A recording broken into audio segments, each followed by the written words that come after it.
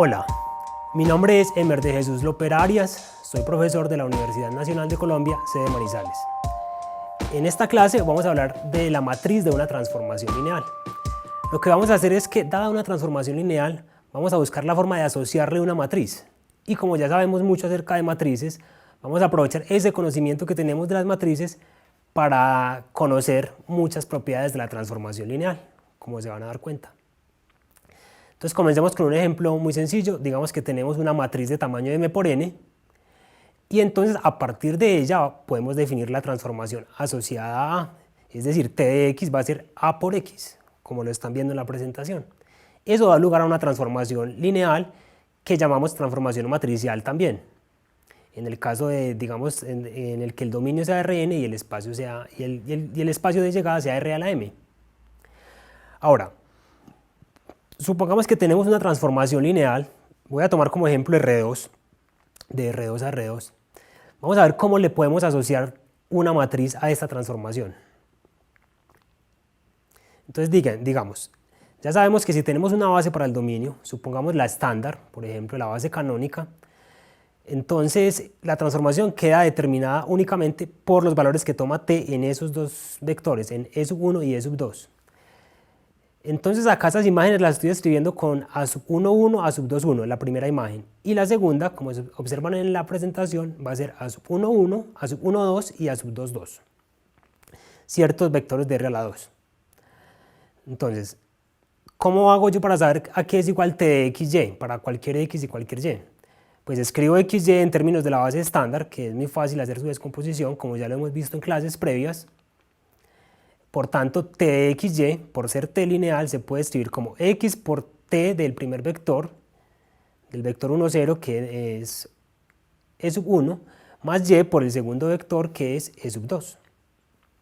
Como la imagen de e1 la estoy llamando a1, 1 y a2, 1, entonces queda escrita de esa manera.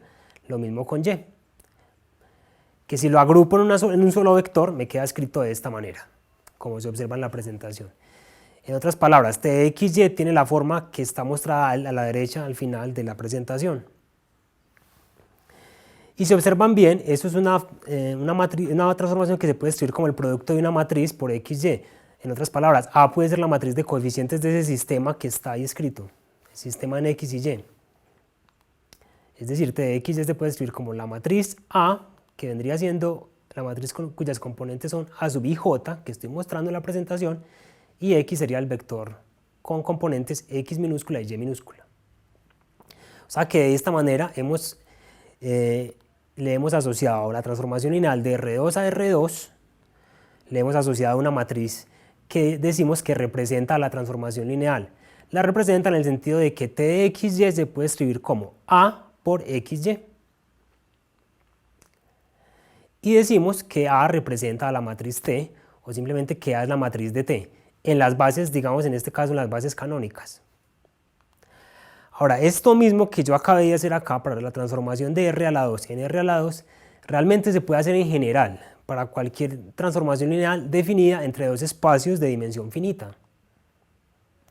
Entonces digamos que con eso quería motivar esta definición. Entonces digamos que tenemos la transformación t del espacio U al espacio V, ambos de dimensión finita, y tenemos dos bases. Digamos para U la voy a llamar B y la base para V la voy a llamar C. Digamos que yo puedo escribir B como U1 hasta UN, una cierta cantidad finita de vectores. Esto es importante, que sean espacios de dimensión finita. Entonces vamos a decir que la siguiente matriz que están viendo es la matriz de T en las bases B y C.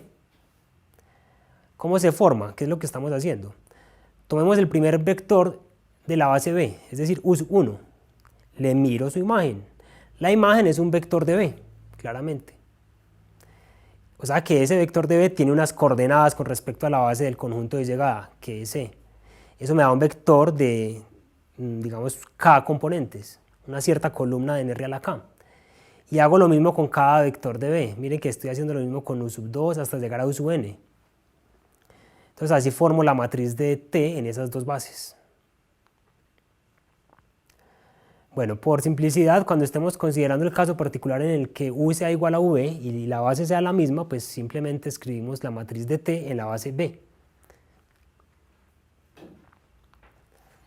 Entonces, por ejemplo, tenemos la transformación lineal de R de 3 a R a la 2 definida como Txyz igual a x menos 2y, la primera componente, y la segunda x más y menos 3z. Entonces, la matriz de T en las bases canónicas resultaría ser simplemente la matriz de coeficientes del sistema que está ahí en x, y, z. Si lo ven ustedes, la primera fila, que corresponde a x menos 2y, sería 1 menos 2, 0, porque no aparece la z. Y la segunda fila sería 1, 1 menos 3. Ahora, ¿por qué esa es la matriz? Miren que tal como la definimos, la primera columna, que es 1, 1, la primera columna de A, ¿cómo se formó? Evaluar T en el vector es 1, que es el primer vector de la base canónica para R3. O sea, 1, 0, 0. Si ustedes evalúan ahí, se dan cuenta que obtienen el vector 1, 1. Si reemplazan x por 1, y por 0 y z por 0. Y lo mismo con cada uno de los vectores de la base canónica para R a la 3. O sea, uno por cada, como R3 tiene 3 elementos en su base canónica, entonces por cada elemento de la base canónica hay una columna. Y ahí obtenemos la matriz de A. Ahora vamos a un ejemplo un poquito más distinto. Ya cambiemos de espacio, digamos que los espacios son P sub 3 y P sub 2. Recuerden que con P sub 3 estamos denotando al espacio vectorial de polinomios de grado menor o igual que 3, y con P sub 2 serían los polinomios de grado menor o igual que 2. Y la transformación lineal es la función que a cada P, a cada polinomio de grado 3, le asigna su derivada, que sería un polinomio de grado 2 o menor que 2. Entonces lo que queremos hacer es hallar la matriz de D en las bases canónicas. Por ahora voy a utilizar las bases canónicas. Aquí la estoy llamando B, la base canónica para el dominio, y C, la base canónica para el codominio. Entonces lo que hacemos es, de acuerdo a nuestra definición de matriz, tomo el primer vector de B, que viene siendo el polinomio 1, le miro su imagen. La imagen es 0, porque miren que la fórmula que define a D es la derivada. Entonces la derivada de 1 es 0. Ahora, ¿cuáles son las coordenadas de ese vector 0 en el conjunto de llegada? Con respecto a la base C, con respecto a la base canónica, 0, 0, 0, claramente. Bueno, paso al segundo vector de B, que es x. Le aplico la transformación. La derivada de x es 1. Ahora, ¿cuáles son las coordenadas de 1, del polinomio 1, con respecto a la base canónica? Pues sería 1 más 0 veces x más 0 veces x cuadrado, o sea, 1, 0, 0. Hacemos lo mismo con x cuadrado y luego con x a la 3. Pues la derivada de x cuadrado es 2x, las coordenadas del polinomio 2x con respecto a la base canónica es 0, 2, 0. Luego pasamos a x a la 3, que es el último, y las coordenadas son 0, 0, 3, pues porque 3x cuadrado se puede escribir como 0 por 1 más 0 por x más 3x cuadrado. Y entonces nuestra matriz sería cada una de esas columnas que acabamos de hallar ahí. Bueno, ahora, ¿cuál es la importancia de las matrices que le asociamos a la transformación lineal? Entonces recordemos cómo fue la motivación que yo hice al principio. La motivación fue la siguiente. Si teníamos una transformación lineal T de Rm en Rn, entonces queríamos escribir T de x como A por x. Si A es la matriz que representa la transformación T. Ahora, ¿qué ocurre en general? Si tengo T entre cualquier espacio de dimensión finita, ya no R a la m necesariamente, y B, ya sería otro espacio vectorial, queremos algo similar acá. Es decir, si A es la matriz de T en ciertas bases, digamos que esta base es B, y esta base es C, entonces si A es la matriz de T, la matriz que representa T en esas bases, entonces va a ocurrir algo similar, es decir, T de U, ya en lugar T de X, T de U, acá un vector, entonces va a ser, uno quisiera que se pudiera escribir como T, la matriz de T en esas bases, por U. Pero realmente, aquí como estamos haciendo un producto de matrices, aquí necesitamos asociarle a U una matriz, que es la matriz de coordenadas con respecto a la base B. Y acá, para que esto tenga sentido, no es exactamente T de U, no es T de U, sino sus coordenadas con respecto a la base del conjunto de llegada, que es E. Entonces miren que es similar a esto. T de U va a ser la matriz de A por U. T de U es la matriz de A de T por U. Entonces resulta que eso es lo que dice este teorema. Si tenemos la matriz de T en un par de bases fijas, siempre se satisface la ecuación que estamos viendo en la presentación. Y entonces de esta manera podríamos computar la transformación dada. Por ejemplo, nos piden en este ejercicio hallar la imagen del vector 1, el vector menos 2, 4x menos 5x a la 3. Entonces, ¿cómo lo vamos a hacer? Me dicen que con ayuda de la transformación lineal, con ayuda de la matriz de la transformación lineal que acabamos de hallar en el ejemplo anterior.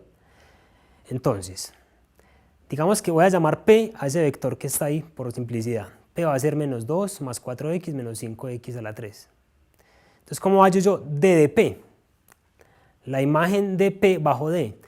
En principio no voy a hallar D de P, sino que voy a hallar sus coordenadas. Entonces, ¿qué hago? Miro las coordenadas de P con respecto a la base canónica. Hay que fijar un par de bases. Entonces, digamos que la base que habíamos fijado anteriormente era la base estándar. Quiere decir que P, con respecto a la base canónica, tiene el siguiente vector de coordenadas en R a la 4. Porque miren ustedes que es menos 2 veces el 1, más 4 veces la x, más 0 veces x cuadrado, porque no aparece x cuadrado, menos 5x a la 3.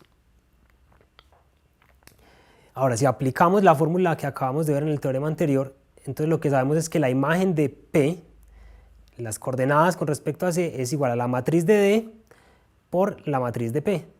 La matriz de D fue la que hallamos hace un momento en el ejemplo anterior. La matriz de P o el vector de coordenadas de P es este que les estoy mostrando. Y entonces al resolver este producto matricial, nos queda este vector.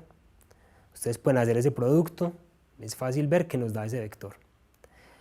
Entonces, en conclusión, tenemos que la matriz de P en la base C es el vector 4, 0, menos 15. Listo, recuerden que C es la base estándar del conjunto de llegada. ¿Qué nos está diciendo eso? Si ese es el vector de coordenadas en R a la 3 con respecto a esas coordenadas, quiere decir que D de P, o sea, el vector que está dentro de los brackets, es igual a 4 veces el 1 más 0 veces la x menos 15 veces x al cuadrado. Es decir, D de P es 4 menos 15x cuadrado. Ahora, si ustedes recuerdan la definición de D, la transformación lineal del ejemplo anterior era a cada polinomio le asigna su derivada. Entonces miren que si derivamos el polinomio P, nos queda la derivada de 2 que es 0, de menos 2 que es 0, la derivada de 4x es 4 y la derivada de menos 5x a la 3 que es menos 15x a la 4, x al cuadrado. O sea, coincide con lo que sabemos. Entonces digamos que miren que ahí a partir de la matriz también podríamos tener los valores de la transformación lineal para todo U. O sea que en general, conocer la matriz, es decir, conocer la transformación lineal y conocer la matriz de esa transformación lineal son cosas equivalentes.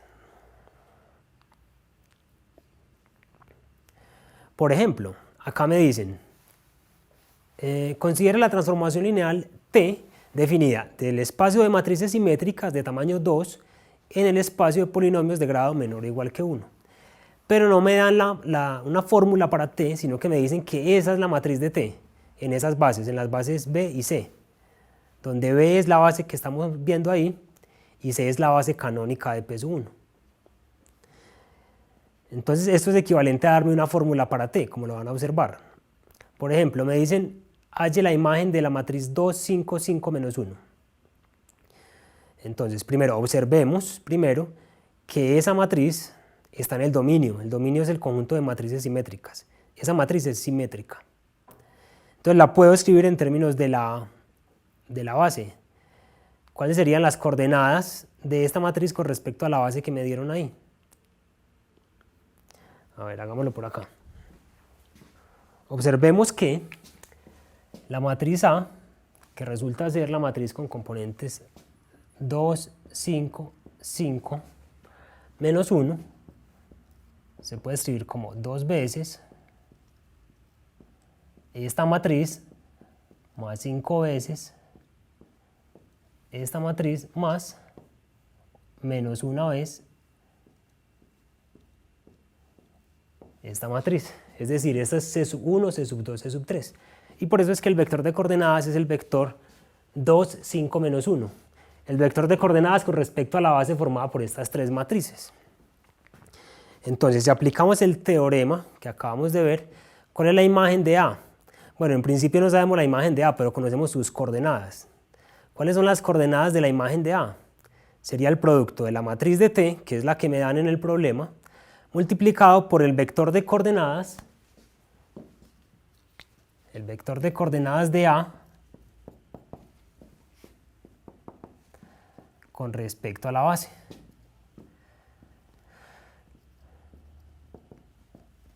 ¿Cierto? Entonces con esto hacemos el producto y nos da 3, 5, como se está mostrando en la diapositiva. Nuevamente, si esa es la imagen de A, si esas son las coordenadas de la imagen de A, ¿quién sería la imagen de A? Pues la imagen de A es 3 veces el 1 más 5 veces x, es decir, T de A es 3 más 5x. ¿Ya? Porque recuerden que esa es la matriz en la base, digamos en las bases B y C, donde C es la base canónica en el conjunto de llegada. Bueno, entonces así, digamos, a partir de la matriz de una transformación podríamos conocer cualquier imagen de la transformación, cualquier imagen de cualquier vector. Bueno, digamos, tenemos entonces un teorema muy sencillo que nos dice si tenemos la transformación identidad de un espacio vectorial U en sí mismo, entonces la matriz de T en cualquiera de sus bases resulta ser la matriz identidad.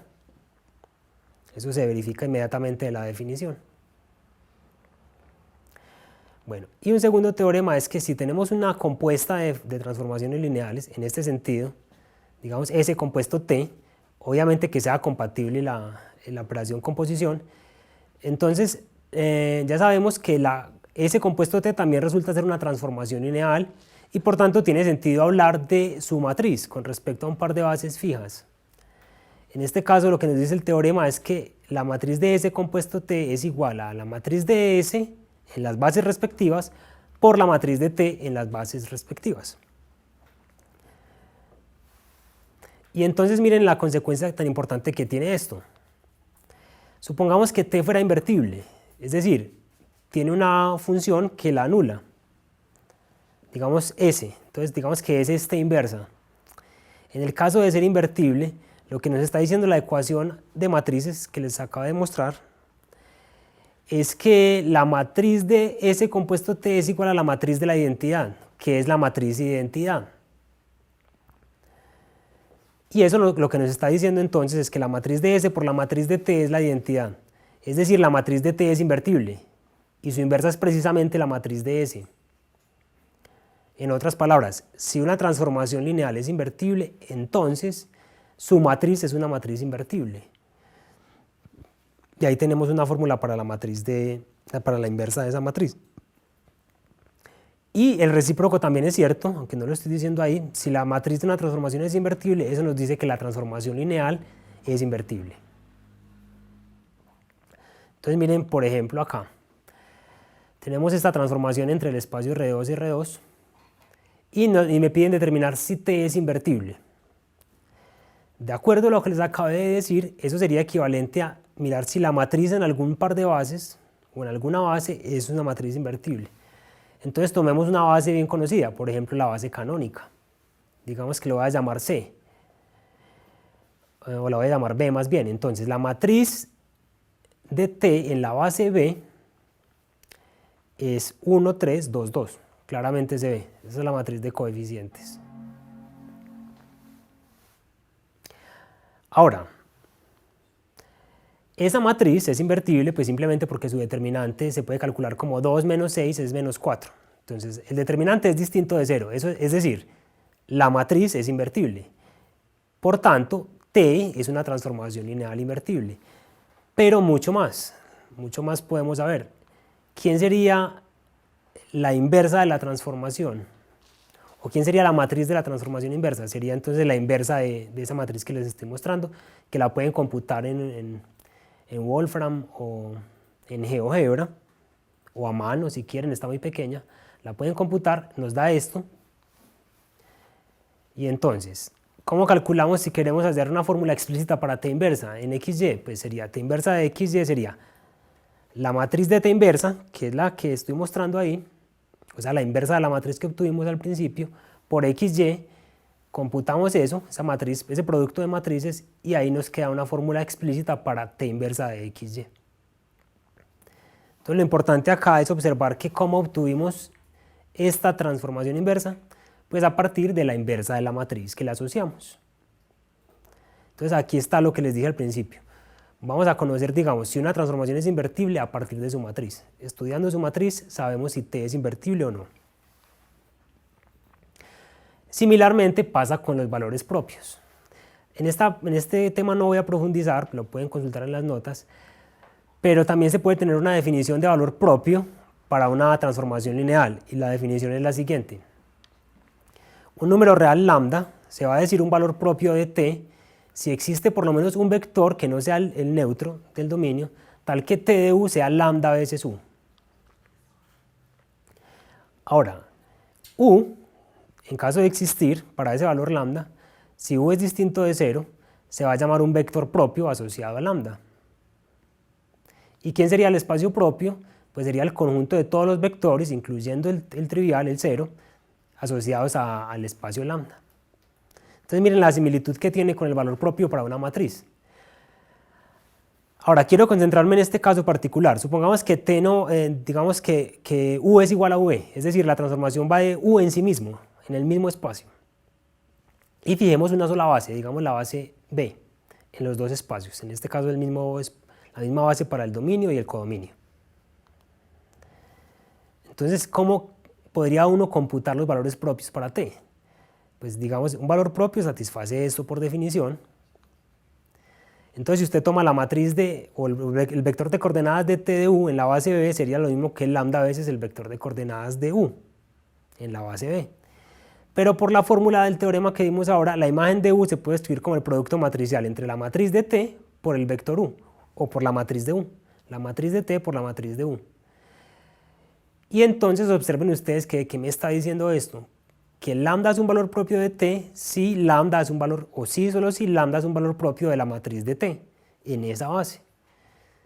En resumen, ¿cómo halla usted los valores propios para t? Pues halle los valores propios para la matriz de t en alguna base que usted quiera fijar. Y similarmente, ¿cómo halla usted los vectores propios? Pues halle los vectores propios correspondientes a esa matriz, y luego mire a ver quiénes son. Digamos, usted lo que haya son las coordenadas de un vector y luego mira cuál es el vector. O sea que miren que también la matriz me ayuda a estudiar todos los valores propios y vectores propios y espacios propios para una transformación lineal. Y también se puede estudiar el concepto de diagonalización de una transformación lineal. Tampoco voy a profundizar, pero digamos que por definición, ¿qué significa que t sea diagonalizable? Pues significa que existan dos bases, una para el dominio y otra para el codominio, de manera que la matriz de t sea diagonal. Eso va a ser equivalente a que exista un par de bases en el cual la matriz es diagonalizable.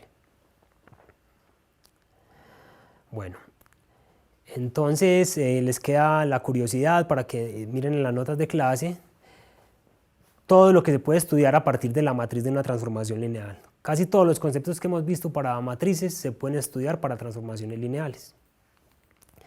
Entonces hoy hemos definido la matriz de una transformación lineal y hemos visto cómo se pueden estudiar sus propiedades a partir de estas transformaciones lineales, a partir de estas matrices de las transformaciones lineales. Entonces los invito para que hagan los ejercicios, todos los ejercicios propuestos.